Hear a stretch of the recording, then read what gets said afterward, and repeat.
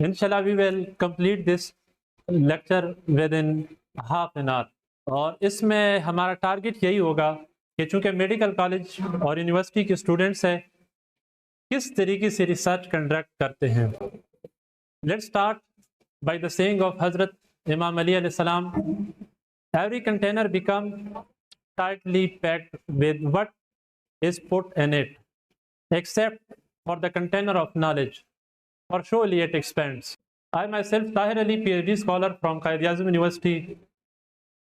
मेरा जो recent research चल रहा है वो 5G नेटवर्किंग पर चल रहा है और इसी के साथ साथ एजुकेशन टेक्नोलॉजी पर मैं काम कर रहा हूँ। And my passion is to explore new ways in education and technology, and what is the collaboration between education and technology. This is my topic of research। हम आज जो डिस्कशन करेंगे, this is very simple, systematic review and Meta analysis. अगर start से आपने attention से सुन लिया तो आपको मजा आएगा, वरना ये बहुत बोरिंग टॉपिक भी है।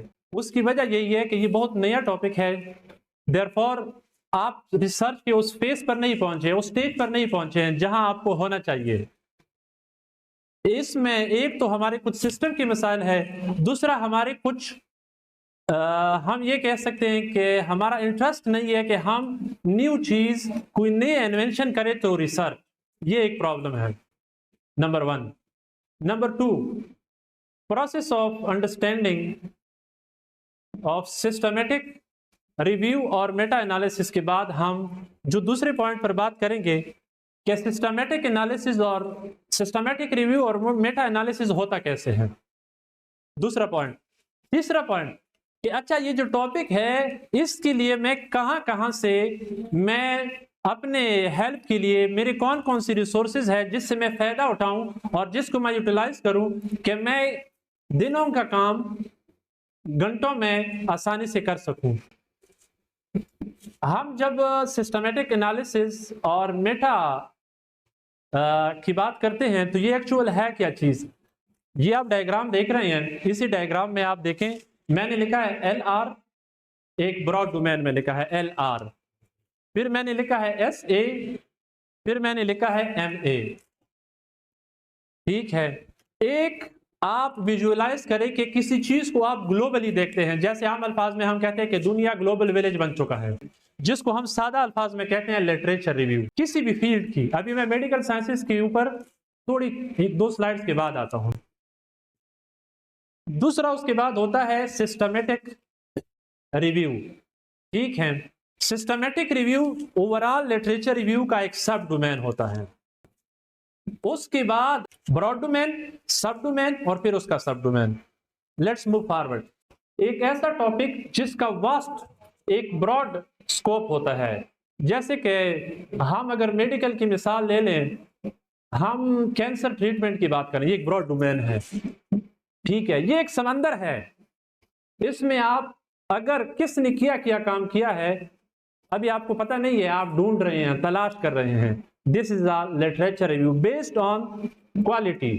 सिस्टमेटिक रिव्यू क्या होता है, अगर आप इसके, शायद ये बहुत विजुअलाइज नहीं है कि लेट्स सपोज अगर एक स्टूडेंट उठ जाए, चूंकि मेडिकल के स्टूडेंट्स है, कैंसर के किसी एक मेजर डिजीज, कैंसर तो ओवरऑल एक ब्रॉड डोमेन है, एक मेजर डिजीज का नाम बताएं, कोई डॉक्टर उठ सकते हैं। Lung cancer, let's suppose lung cancer. अभी ये जो लंग कैंसर, एक था लिटरेचर रिव्यू जिसकी हम बात कर रहे थे कि एक रिसर्च वो होता है जिसमें किसी भी डिजीज या किसी भी डोमेन के बारे में एक ब्रॉड ओवरव्यू लेते हैं, उनमें से एक छोटा सा पार्ट आपने उठाया लंग कैंसर। ठीक है, कि कुछ स्पेसिफिक क्लिनिकल क्वेश्चंस होते हैं, उसको आपने एड्रेस करना होता है रिसर्च के जरिए से। ये एक सिस्टमेटिक रिव्यू है। कैसे, लेट्स सपोज यह मैंने एक लिखा हुआ है पिको प्रोसेस।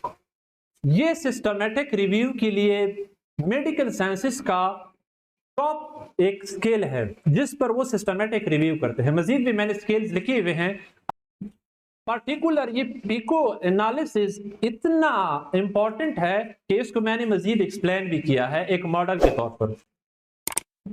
और उसमें सादा अल्फाज में फॉर एग्जांपल कि विटामिन सी हमारे कैंसर डिजीज के लिए बेटर है या नहीं है। ठीक है, सादा अल्फाज में ये कह सकते हैं कि कैंसर डिजीज के लिए विटामिन सी बेटर है या नहीं है। इस पर एक रिसर्च होती है, सिस्टमैटिक एनालिसिस है, किसके जरिए होती है, और पीको मॉडल के जरिए से होती है। ये पीको मॉडल नेक्स्ट स्लाइड में हम एक्सप्लेन करेंगे। अभी मेटा एनालिसिस किया है, that is also one of the interesting topic. अगर आप समझते हैं या आप चाहते हैं कि मैं बहुत ज्यादा मेहनत नहीं करना चाहता, बहुत ज्यादा मैं नई इन्वेंशन नहीं करना चाहता, लेकिन फिर भी मैं अच्छा रिसर्चर और इवन एमबीबीएस के दौरान ही 2-4 review articles, research article, journal article लिखना चाहता हूं, तो आपके लिए सिंपल जो प्रोसेस है वो मेटा एनालिसिस है। आल्दो सिस्टमैटिक रिव्यू भी इतनी मुश्किल नहीं है। मेटा एनालिसिस कैसे है मैं आपको बताता हूं। लेट्स सपोज 50 लोगों ने रिसर्च किया है लंग कैंसर पर। सुन लीजिएगा, मैं किस चीज की बात कर रहा हूं, मेटा एनालिसिस की बात कर रहा हूं। 50 लोगों ने सेम रिसर्च पर, सेम डिजीज पर काम किया हुआ है, वो लंग कैंसर है, और उनके रिजल्ट डिफरेंट है। लेट्स सपोज लंग कैंसर के बारे में एक डॉक्टर एक राय देता है, दूसरा डॉक्टर दूसरा राय देता है, तीसरा डॉक्टर कोई तीसरी राय देता है। वो क्या करता है कि डिफरेंट ये जो 50 रिसर्चर्स हैं इनका रिसर्च इकट्ठा करके उसके ऊपर एनालिसिस करता है। क्या लेट्स सपोज डॉक्टर ए ने लंग्स कैंसर के बारे में ये बात कही है, डॉक्टर बी ने ये बात कही है, डॉक्टर सी ने ये बात कही है। तमाम जितनी भी रिसर्चेस है उसका एक स्टैटिस्टिकल एनालिसिस करेगा। क्या चाहे इनमें से सबसे ज्यादा लोगों ने जो बात कही है वो ऑथेंटिक है, based on rational thinking, logical thinking. ऐसा नहीं है कि हवाई जिसमें ब्लाइंड, ये हम कह सकते हैं कि जिसको अंधा तकलीद हम कहते हैं। कभी भी किसी भी फील्ड में अंधा तकलीद नहीं होता, ब्लाइंड ट्रस्ट नहीं होता। वो क्या होता है, बेस्ड ऑन देयर रिसर्च वो एक डिसीजन लेता है और वो डिसीजन स्टैटिस्टिकली होता है। ठीक है, these are 3 type of reviews. पहला पी जो है ये बताता है कि एक्चुअली या पेशेंट है या कोई भी एंटिटी है, इवन जरूरी नहीं है इंसानी बीमारियां हो, हैवानी बीमारियां भी हो सकती है, नबाताती बीमारियां भी हो सकती है। एक्चुअली वो प्रॉब्लम क्या है, वो प्रॉब्लम क्या है और कहां है वो प्रॉब्लम। दूसरा ये बताता है कि आया जो प्रॉब्लम मैंने आइडेंटिफाई किया है वो रियली एग्जिस्ट करता है या वैसे कोई मिथ है। वो ये है कि आया अगर मैं इस बीमारी का ट्रीटमेंट करूं तो इस ट्रीटमेंट के नतीजे में क्या फायदा होगा। 2 चीजें। तीसरी चीज ये है कि कंपैरिजन कंट्रोल करते हैं। लेट्स सपोज एक डॉक्टर ने या एक रिसर्चर ने उसी डिजीज के बारे में एक बात कही है, आप उसी को कंपेयर करते हैं बजाय इसके कि वही रिसर्च दोबारा करें। ठीक है, और उसी को कंपेयर करते हुए कंपेयर एंड कंट्रास्ट उसे कहते हैं, क्या इन्होंने जो बात कही है वो सही है या गलत है। और तीसरी चीज ये है कि इन सारी रिसर्च से आपको क्या आउटकम मिला है। अभी प्रोसेस ऑफ सिस्टमेटिक रिव्यू की जब अगर हम बात करें, गौर से सुनिएगा, ये बहुत जरूरी है। सादा अल्फाज में जिस तरीके से मैं अगर कोई काम करना चाहता हूं तो उसके लिए एक मैकेनिज्म, ये सारे रूल्स एंड रेगुलेशन जब आप डिफाइन करते हैं उसको रिसर्च की जुबान में प्रोटोकॉल कहते हैं। सबसे पहला काम ये मैंने सिस्टमेटिकली ऐसे लिखा है, ये लिटरेचर रिव्यू के लिए भी है, ये आपका सिस्टमेटिक रिव्यू के लिए भी है, मेटा एनालिसिस के लिए भी है। ये सारा प्रोसेस, थोड़ा सा फर्क है वो आपको बताता हूं। फिर जो आपने गोल सेट किया, गोल के बाद उसी से मुतालिक अगर आपको मालूम नहीं है, जैसे कि मुझे अगर मालूम नहीं है कि एक्चुअली ये रास्ता कहां से होती हुए जाता है, तो या मैं गूगल मैप ओपन करूंगा या मैं किसी से पूछूंगा। आप सारा लिटरेचर सर्च करेंगे, ये लिटरेचर वाला पॉइंट अभी डिटेल में नेक्स्ट स्लाइड पे बताऊंगा। फिर जो स्टडी आप सेलेक्ट करेंगे उसके लिए आप डेटा कलेक्शन करेंगे। चौथी जो चीज है quality assessment. Quality assessment, quality से क्या मुराद है कि कोई चीज कितनी खालिस है और कितनी खालिस नहीं है। आप इस तरीके से रिसर्च में भी जो चौथा पॉइंट है वो क्वालिटी असेसमेंट है। पांचवा पॉइंट हमारे पास है डेटा सिंथेसिस। ये पर्टिकुलरली मेटा एनालिसिस के लिए होता है, वैसे जनरल रिसर्च के लिए भी होता है। और आखिरी पॉइंट है इंटरप्रिटेशन एंड रिपोर्टिंग। ये टोटल 7 पॉइंट है किसी भी रिसर्च के। रिसोर्सेज कौन कौन से हैं कि जहां से आपको रिलेटेड और ऑथेंटिक मटेरियल मिल जाएगा। मैंने सारे रिसोर्सेज लिखे हुए हैं, आप गौर से सुनिएगा और इसको बाद में देख भी लीजिएगा।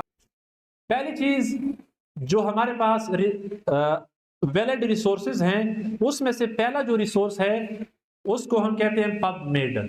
ये मुख्तलिफ वेबसाइट्स का नाम है, यूके के, यूएस के, इवन वेस्टर्न कंट्रीज के, ईस्टर्न कंट्रीज के ऑथेंटिक वेबसाइट्स है जहां से आपको मेडिकल साइंसेस के किसी भी शोबे से रिलेटेड रिसर्च मिल सकती है। ठीक हो गया, जरूरत ही नहीं है। ठीक है, दूसरी चीज जिसके बारे में मैं आपसे अभी किसी से शेयर भी कर रहा था और अभी यहां मैंने उसका इनडायरेक्ट डिस्कशन भी किया, मैं खुद चूंकि मेरा फील्ड है टेक्नोलॉजी, मैं सोच रहा था कि आया मुझे ऑथेंटिक डेटा कहां से मिलेगा मेडिकल साइंसेस से रिलेटेड, और जब मैंने पढ़ लिया that was very surprising for me कि मुझे खुद नई चीजें सीखने को मिली। मैंने जो पबमेड सेंट्रल है ये मैंने ओपन किया, उसमें मैंने सादा अल्फाज में किया लिखा कि सिस्टमेटिक रिव्यू कैसे करते हैं। सिस्टमेटिक रिव्यू कैसे करते हैं आप देख सकते हैं, ये वेबसाइट का स्क्रीनशॉट, इसी का लिंक मैंने इसी स्लाइड में दिया हुआ है, आप देख सकते हैं। One of the most authentic resource है कि सिस्टमेटिक रिव्यू जब आप लेते हैं वो एक्चुअली कैसे होती है। इसी के स्टार्ट में 2023 में एक पेपर पब्लिश हुआ है, उस पब्लिश का नाम है guidance to best tool and practices for systematic review. ठीक है, कौन कौन से टूल आप सिस्टमेटिक रिव्यू में इस्तेमाल करते हैं ये उसमें है। दूसरा, इसके बाद हम आते हैं स्लाइड पर,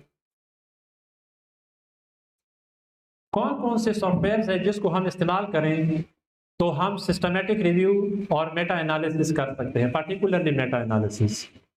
मुझे ये बताएं, SPSS का नाम किसने सुना है? SPSS, good. SPSS पर क्या होता है, एक स्टूडेंट जरा बताएं। डेटा एनालिसिस होता है। ये बात याद रखें, SPSS एक जनरल टूल है जिस पर डेटा एनालिसिस करते हैं। ठीक है, जिसको अगर आपने स्टैटिस्टिकल एनालिसिस करना है, accurate statistical analysis, SPSS one of the best tool, और जनरल है, सिंपल है, यूजर फ्रेंडली है। ठीक है, और कौन कौन से टूल्स हैं ये लिंक में गिवन है। अच्छा, ये सारी बातें मैं कर रहा हूं तो क्यों कर रहा हूं?